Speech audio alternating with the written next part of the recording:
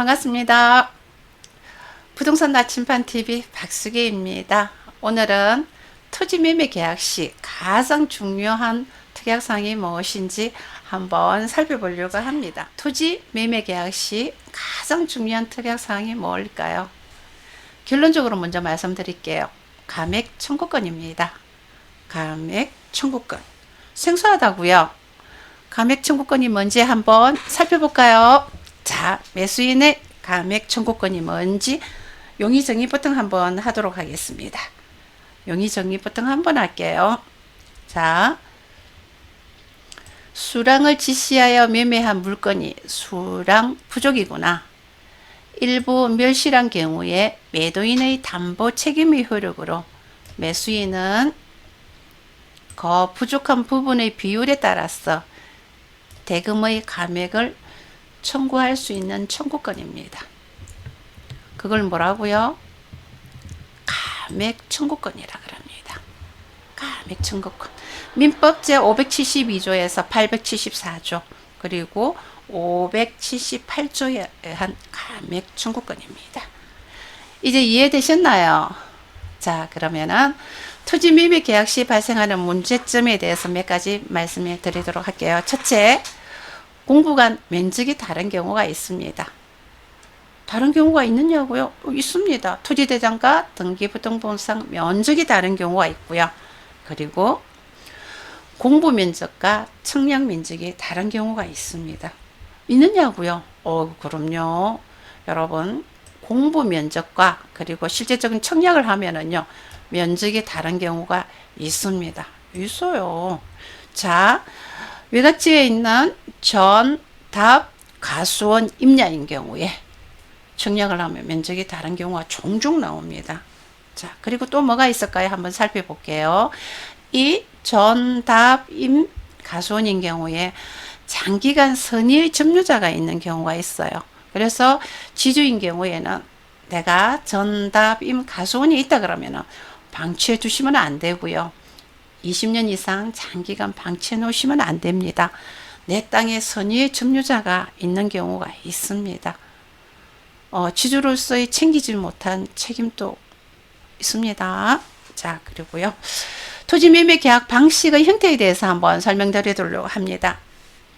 필지 매매 계약 방식에 대해서 한번 설명드리도록 하겠습니다. 저한테 말씀하실 거예요. 매매 계약 방식이 있느냐고. 네, 다릅니다. 어떤 경우가 있는지 한번 설명드리도록 할게요. 필지 매매 계약 방식에 대해서 설명을 드리려고 합니다. 필지 매매 계약 방식이라는 거는요, 부동산 물건 토지 전체 면적 기준으로서 총 매매 대금만 기재하는 방식입니다. 대부분의 매매 계약 방식입니다. 이 방식을 필지 매매 계약 방식이라고 합니다. 자, 그러면 또 무슨 방식이 있느냐고요? 무슨 방식이 있느냐 그러면은요, 수량 매매 계약 방식입니다. 수량 매매 계약 방식. 어떤 방식이 있냐면은요, 전체 면적 기준 매매 대금 기재와 오해 방식과 똑같죠? 추가되는 게 있습니다. 뭐죠? 3.3 제곱미터 기준으로 단가를 기재하는 방식입니다. 단가. 별 차이가 없는데? 라고 말씀하시는 분들이 많으실 거예요.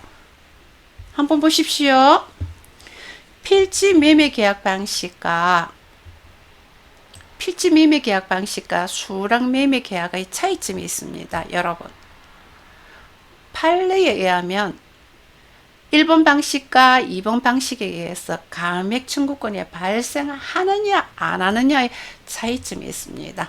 여러분, 우리가 보편적으로 계약하는 필지 매매 계약 방식으로 작성을 하셨는데 청약을 해보고 나니까 면적이 부족하다 할 때 판례에 의해서 감액 청구권이 발생하지 않습니다.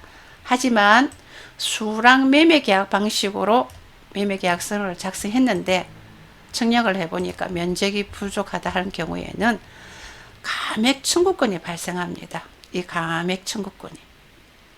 여러분, 지금은 필지 매매 계약 방식과 수량 매매 계약 방식의 차이점을 인지하셨나요? 청약을 해보니까 면적이 부족했는데 이 부족한 면적만큼 내가 총 매매 금액에서 감액을 할 수 있는 청구권이 있다 없다의 발생 여부라 그러면은 여러분 어떤 매매 계약 방식으로 갈지의 중요성이 인지되셨죠 충분히. 자 그러면은 수락 매매 계약의 방식이 얼마나 중요한 것을 인지됐다 그러면은 수락 매매 계약 방식을 한번 확인해 보도록 하겠습니다. 수락 매매 확인하는 방법 가르쳐 드리도록 하겠습니다. 전체 토지 면적과 총 매매 대금 기재했죠? 자 그러면은 특약으로 기준 단가를 기재하는 겁니다. 특약으로 어떻게 하느냐고요? 자 한번 보십시오. 특약으로 어떻게 하느냐 그러면은요. 특약으로 어떻게 하느냐고요? 자, 특약으로 어떻게 하는지 한번 볼게요. 첫 번째, 토지 대상 면적으로 본 계약을 체결한다. 그리고 두 번째, 본 계약은 3.3제곱미터로 얼마 기준으로 수락 매매 계약함을 매도인과 매수인은 합의한다. 자, 그리고 또 무슨 내용이 있을까요? 정말 제일 중요한 문제입니다. 뭐죠? 자, 실측 후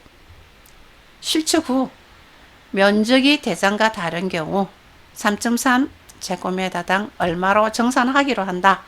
다만 면적이 0.2에서 0.5 이하는 정산하지 않기로 한다.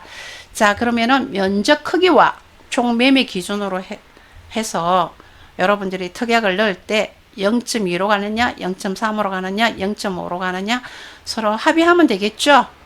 그죠? 합의하면 되겠죠.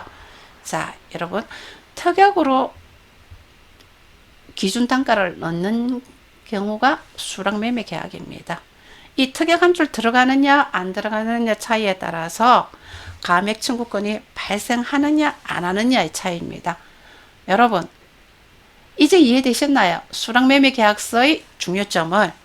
자 저는 감히 이야기합니다. 부동산 매매 계약 시 특약 한 줄이 전문가와 비전문가의 차이점을 나타내는 거라고요. 차이를 나타내는 거라고요. 저는 감히 주장합니다.